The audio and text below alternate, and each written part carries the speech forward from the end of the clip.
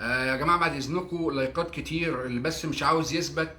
البث حارقهم قوي يعني، فبعد إذنكم على قد ما تقدروا اعملوا لايكات وشير كتير للبث علشان البث يكمل، لأن مكمل معاكم شوية يعني. أنا هكمل معاكم شوية، فلو سمحتوا على قد ما تقدروا، لأن البث عمال يقع وزي ما بقول لكم، انا زي ما بقول لكم وانا عمري ما حسبتها. ويمكن انا بقالي يومين ولا ثلاثه بدات افكر ان انا اعمل قناه يوتيوب واعمل برنامج عشان اتكلم عن الاهلي وقضايا الاهلي والدفاع عن الاهلي. فالقصه بالنسبه لي، انا عمري زي ما قلت لكم، الاعلام الوحيد في مصر اللي فتح قناته عمرها ما شافت اهانه لا الاهلاوي ولا الزملكاوي. الاعلام الوحيد في مصر اللي عمل برنامج 3 سنين في ناس شغاله في قناه النادي الاهلي واشتغلت في قناه النادي الاهلي كانوا بيدخلوا مرتضى يشتم في الاهلي وفي مجلس ادارته، واشتغلوا في قناه الاهلي.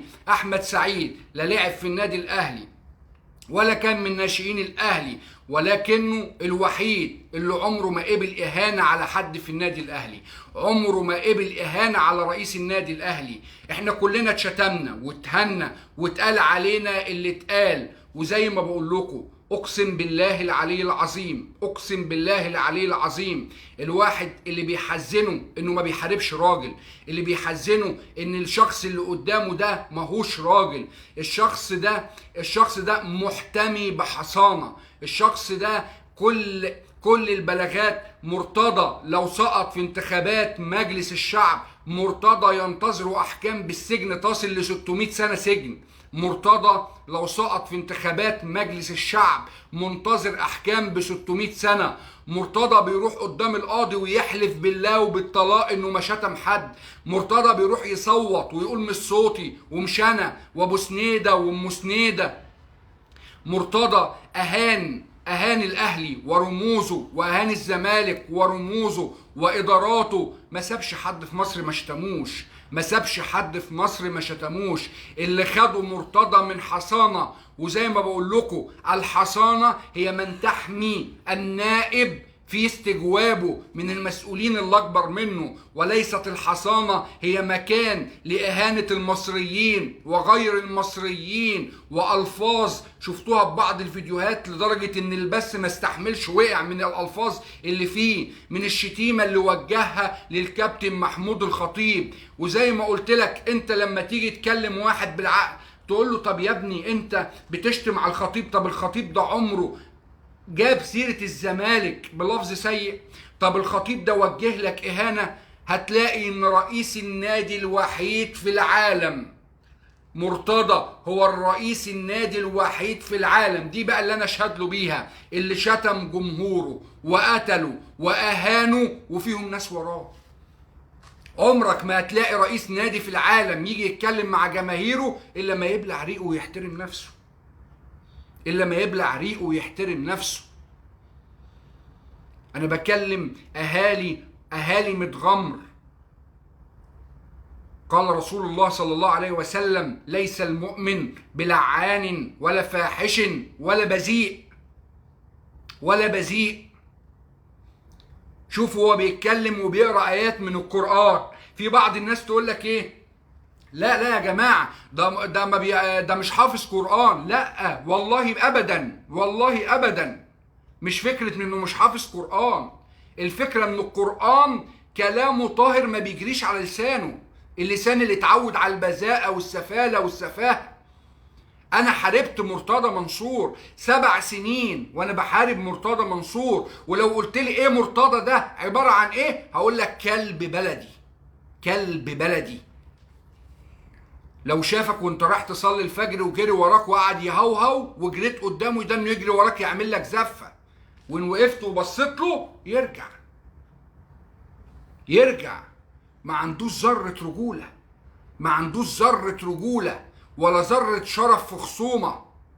الراجل اللي يروح يتحايل على ناس عشان يعمل قعده صلح، ويتعمل قعده الصلح ويقوم يبوس على دماغ واحد، ولما واحد يبوس دماغه ياخد اللقطه وينزلها، ده مش راجل. الراجل اللي يكلم واحد عشان ياخد قناة ابو المعاطي زكي اللي عليها 650 ألف لواحد كان مأمنه ويشتريه بالفلوس مش راجل. اللي اهان امهات المصريين مش راجل. اللي خاض في اعراض وذمم الناس مش راجل. وكل اللي قالوا على الناس هو فيه وفي ولاده. كل اللي قالوا على الناس هو فيه وفي ولاده. هو فيه وفي ولاده. تخيل اللي كانوا بيروحوا له اهالي متغمر ويرجعهم، ما بيقابلهمش لانه كان فاكر انه جاي على راس قايمه وهينجح ومش هينزل انتخابات. فقال لك وانا ادفع ليه؟ ده لو في خير ذره خير 2000 موظف كان ليهم مرتباتهم منزل لهم 500 جنيه. 500 جنيه يا جماعه، يعني 100,000 جنيه مع واحد ثروته تعدي ال 2 مليار. متخيل انه يطرد راجل من شغله ومراته بعدها تروح له عشان مرتبها ما تاخدهوش والست تروح تنام يجي لها سكتة قلبية وما تقومش؟ ده ربنا هيكرمه ولا هيبارك له؟ ولا فارق والله، ولا فارق. ولو نجح والله العظيم، ولو نجح هو جاي عليا انا بخساره في ايه؟ هو جاي عليا انا بخساره في ايه؟ هو جاي عليا بخساره في ايه؟ انا بس انا اللي يهمني والله ما يهمني غير الاهلي وجماهيره، ولا بيفرق معايا الا الناس تبقى عارفه ان احمد سعيد عمل ايه وضحى ازاي ودفع ايه من حياته. بس التقدير اللي بلاقيه في واحد بيسلم عليا ولا بخش مكان يحلف ان انا ما ادفعش ولا يجري ويسيب مراته وعيلته في العربيه عشان ينزل يتصور معايا، التقدير ده يكفيني. ان انا اسيب لابني الذكرى ان الناس تحترم وتحترم ابوه، ده يكفيني. فانا بقول لكم يا اهالي متغمر، هتمشي بعربيتك الناس تبص لك وتحترمك وتقول لك الراجل ده من البلد اللي سقطت اللي قال البلد دي ما فيهاش راجل، ولا تمشي بعربيتك يقول لك اللي نجحوه اهو، اللي نجحوه اهو. وانا اعلم ان 90% من اهالي ميت غمر اقسم بالله ما نزلوه. وكان بينزل على فرح ياخد له صورة، او مسيرة واحد ماشي قبله فينزل ياخد له صورة، ولا مركز شباب فاتحوله وزير مرتعد خواف عنده مخالفات بمليار و300 مليون ومش قادر يحاسب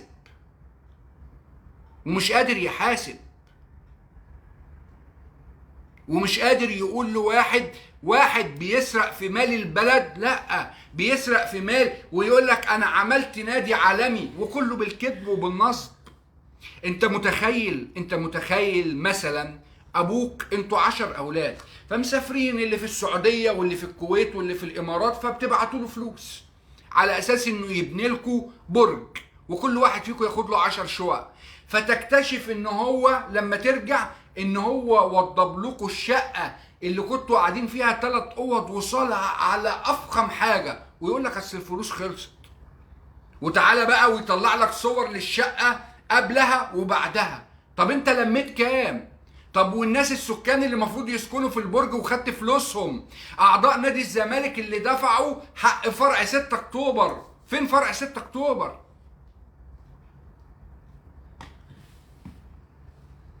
فإن كانت الدولة ما حاسبتش، وإن كانت الدولة سكتت على إهانتنا وإهانة رموزنا وفيلم أبو سنيدة والأفلام دي كلها، انتوا ما تسكتوش طالما جت في ملعبكم. لأ، هو إيه غله من عبد الناصر زيدان؟ عبد الناصر زيدان فضحه. عبد الناصر زيدان وصل صوت اهالي ميت غمر للناس كلها، وعرفهم ان ميت غمر مليانه رجاله، وان ميت غمر رافضه اللي بيحصل ده، وان ميت غمر مش موافقه على ده. فاتجنن لانه انكشف.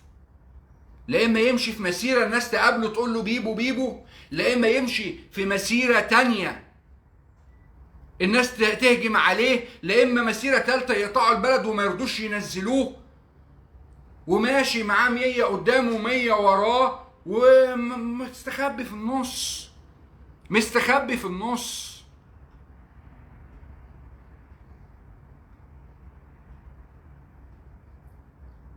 فدي مراجعة، مراجعة يا جماعة، مراجعة. البث بيقطع يا جماعة بعد إذنكم، اللايكات مراجعة. أنا بقول لكم والله العظيم 3، الحصانة تنزل ما هتلاقوه، الحصانة تنزل. الأموال اللي خدها ده خدوا مكان كامل، قطعة كاملة أرض في اليونان، وعملوا شركة سياحة تانية في إيطاليا، والفلوس تك تك تك اتحولت وطارت.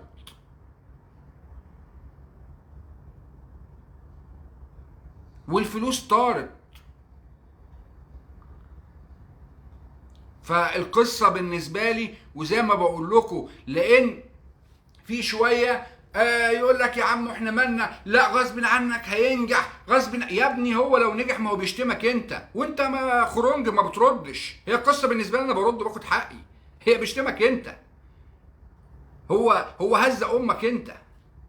وبقولها لك للمرة التانية والتالتة، هل انت اما تخش مثلا تشتم هو انت كده راجل؟ لا ابدا، لا. انا بشوفك كده، ما انا قلت لك لا عيب في امرأة تزني طالما الزوج ديوس.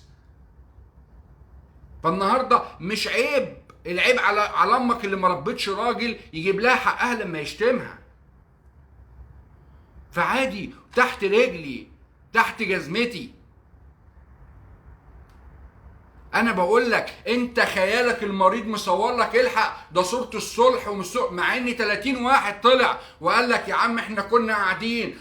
طب في مرة اتصل وطلب التصالح وطلع فيديو وعليا الطلاق بالثلاثة، يا احمد يا سعيد انا ما شتمت امك وعليا الطلاق انا ما قلت، وفي واحد بيقلد صوتي وفي واحد راكبني وراكب تليفوني وقعد يحلف، وجاب شاشات في نادي الزمالك على اساس ان احمد سعيد هيطلع ويحل الموضوع ويعتذر بكلمتين على القناه، وطلعت كملت، وكانت فضيحه في نادي الزمالك يوميها.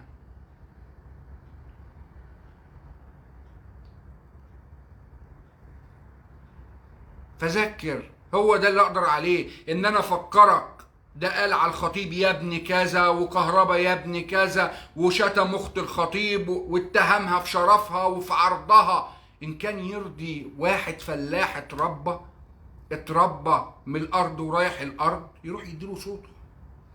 ان كان يرضي ست فلاحة مصرية اصيلة ان ده يمثلها يوم القيامة، ربنا يقول لها اديت صوتك اللي ده، تروح تنتخب، تروح تنتخب.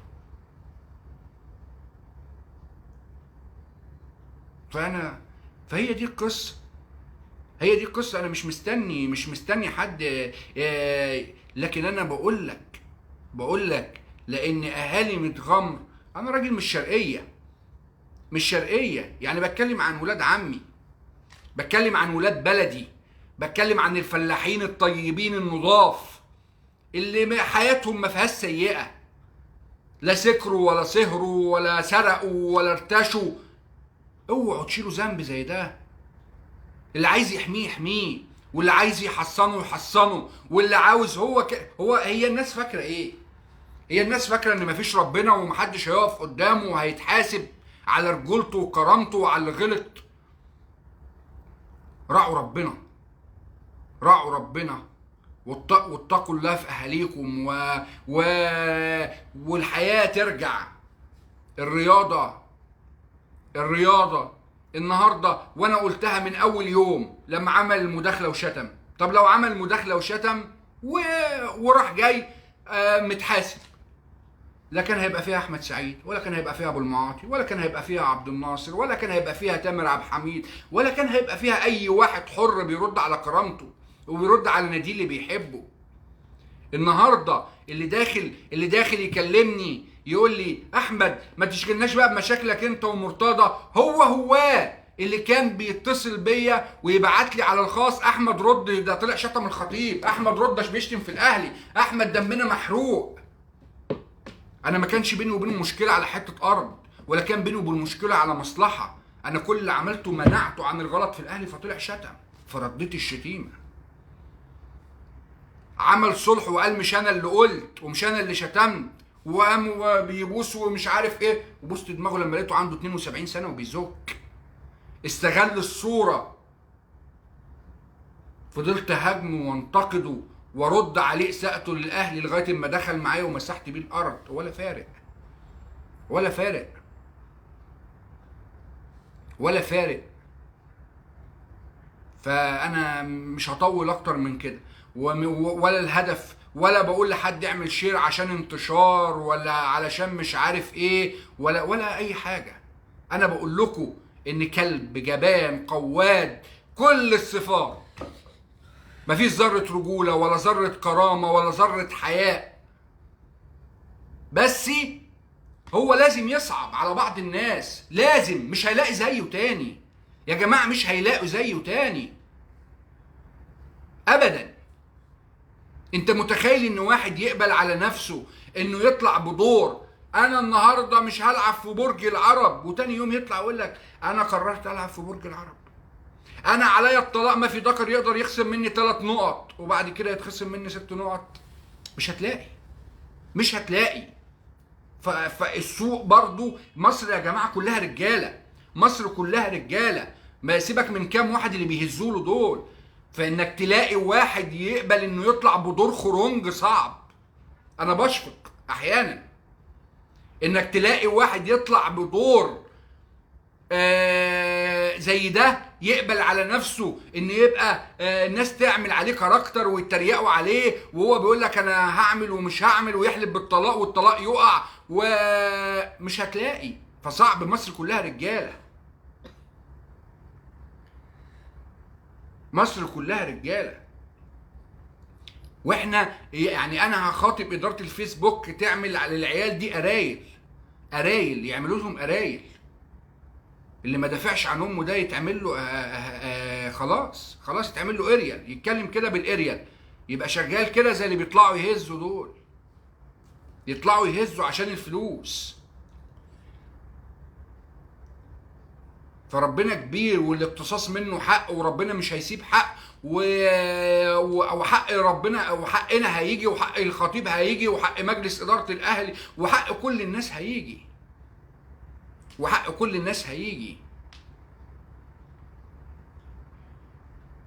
فانا بقول لرجاله 100 غمر عروه بس وسيبوه. وهو خايف من ايه؟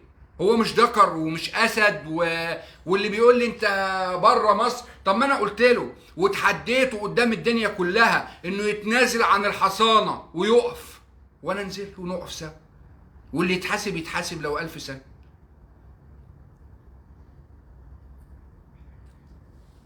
عيب. ولا انت مثلا واحد ماشي زي زمان يتف على واحد فيقول له لا انا في شنطتي كتاب دين اوعى تقرب لي؟ فعيب يا جماعه، عيب. فانا كترت عليكم واسف اني طولت عليكم، وربنا سبحانه وتعالى زي ما بقول لكم، اقسم بالله شويه العيال المحابيش المراكيب اللي زيه دول ولا يفرقوا حاجه ولا ياثروا في حاجه. وزي ما بقول لكم يا رجاله متغمر، يا اهلاويه، مش عاوز شاب واحد، مش عاوز واحد يكسل، مش عايز واحد يكسل. رجعوا حق الاهلي، رجعوا كرامه مصر، حق المصريين، رجعوا حق كل اب وام اتهانوا وكل واحد اتشتم حي او ميت، في ايديكم. واللي انتوا هتحطوه في الصندوق هو اللي هيطلع. الدولة سايباه، ولو عاوزاه كانت حطيته على قائمة مستقبل وطن ولا مستقبل مصر ولا اهل مصر ولا اي قائمة. قالت لكم اهو، عايزينه يمثلكم، مش عايزينه خلاص. مش مهم انك تشتمه ومش مهم انك تنتقده، المهم الاكتر اللي يقطمه انك تشيله الحصانة وسيبه بقى يتحاكم وسيبه بقى يتحاسب واتفرج. انا عايزك تتفرج.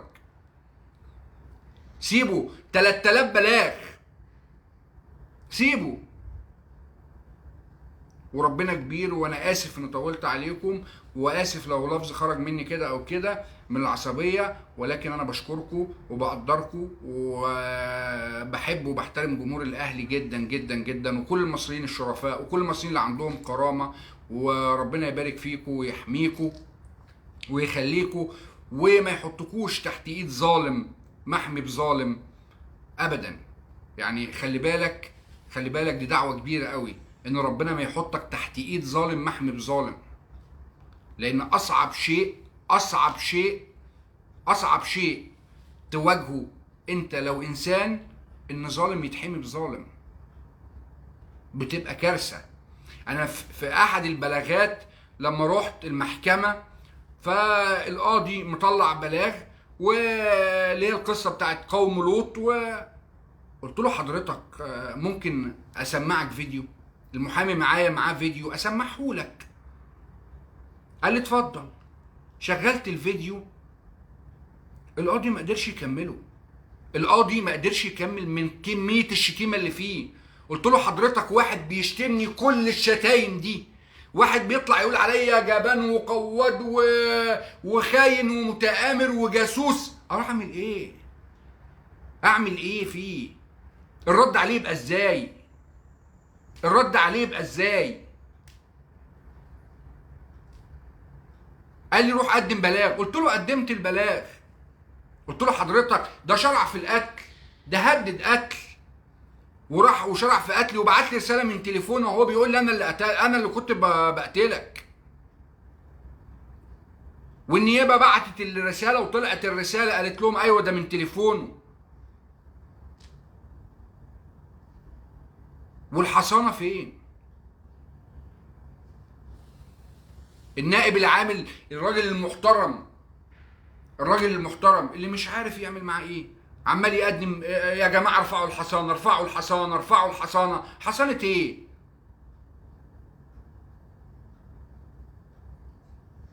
واللي يبعت لي يقول لي الزمالك حرق. يا ابني انا الزمالك يحرقني في ايه؟ مش فاهم. يا ابني انا اهلاوي، يعني عدد البطولات بتاعتي اللي يحرقني نادي محقق بطولات اكتر مني، انا يحرقني ايه منك انت ولا من غيرك؟ شكرا رجاله، وربنا سبحانه وتعالى يجعل منه آية، منتظر رجولة ميت غمر وأهل ميت غمر، منتظر أهل ميت غمر، نمشي في وسط القرى بالزفة والطبلة البلدي، وعندكم ناس محترمة تمثلكم. أنا معرفش مين ما عندكم، لكن عندكم ناس محترمة تمثلكم، مش هقول لكم رشح فلان ولا ليا مصلحة مع فلان ولا ليا مصلحة مع حد، ولكن مصلحتي الأكبر إن مصر تتخلص من هذا السرطان اللعين اللي بدأ يؤذي سمعة مصر داخليا وخارجيا، وبدأ يجرئ الناس على القانون ويجرئ الناس على الدولة ويتكلم كلام خارج. فربنا سبحانه وتعالى يكرمكم، وإن شاء الله بإذن الله ربنا كريم إن شاء الله. شكرا يا رجال.